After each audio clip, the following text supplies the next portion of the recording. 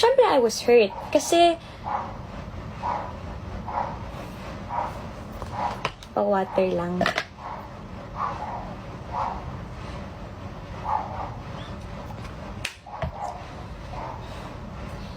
Pumunta si Seth doon para humingi ng tawad.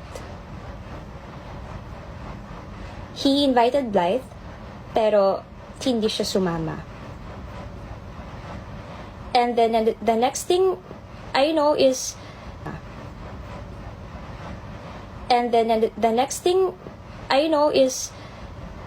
ako na yung pinagpepiestahan sa social media.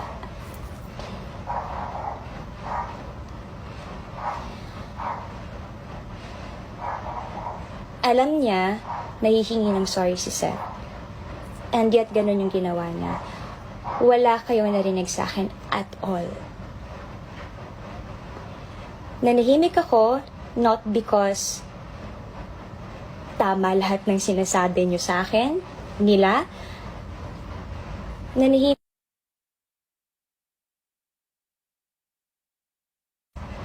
Akala ko, mas magiging maayos kung tatahimik ako at kung wala kayong maririnig sa akin.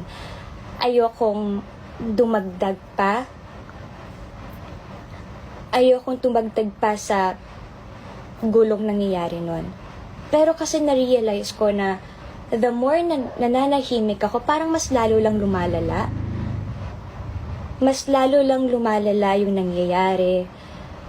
And I think it's time na rin naman kasi for me to speak up. And I know na ang dami nagsasabi dyan sa inyo na tuwag ako, gusto ko lang matawag na unbothered queen. No. Hindi ako nanahimik because gusto ko matawag ng ganun. Nanahimik ako kasi ayokong tumagdag sa gulo pa na nangyayari noon. Hanggang ngayon, tagal ko nanahimik. Alam niyo yan, hindi ako mapagpatol. At hindi naman ako talaga papatol because lahat ng sinasabi niyo ay hindi totoo. Ngayon, I am speaking up for myself and for my family.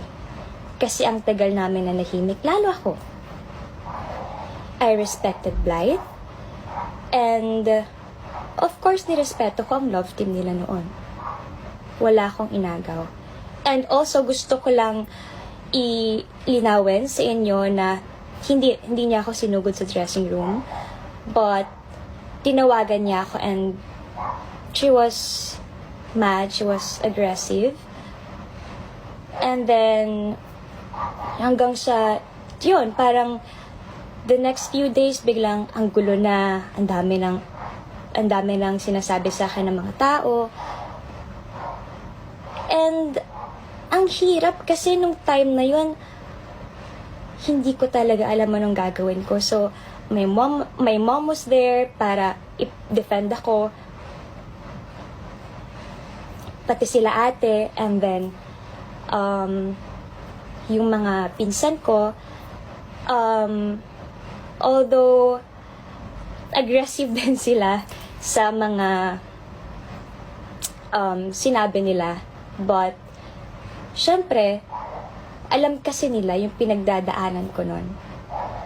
Kaya, nadala din sila ng emosyon nila.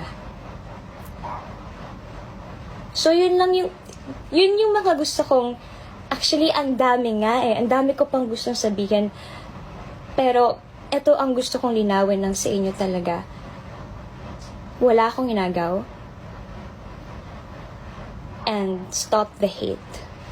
Kung ano man yung naging problema ni Blythe at ni Seth noon, sa kanila yon. Labas ako doon. At kung ano mang problema nila ngayon, labas ako doon. Huwag nyo na akong idamay. Huwag nyo nang i-drag yung name ko because labas ako sa problema na meron sila ngayon at yung problema nila noon. Hindi ako ang tao para magsalita sa kung ano nangyayari sa kanila.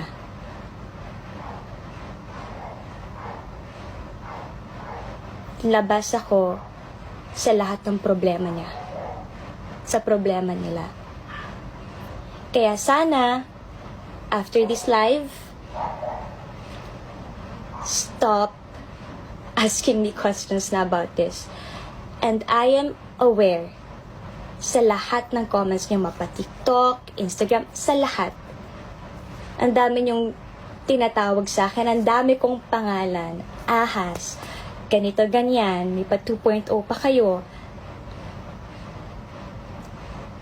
Okay lang, kaya ko yun. Pero wag na wag niyong idadamay mga kapatid ko. Not my family.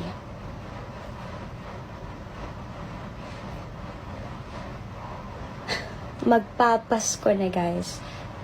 Magto 2024 na. Pwede bang upgrade din natin pati utak natin and yung personality natin?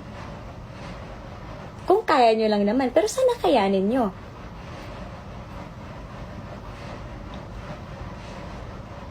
And of course,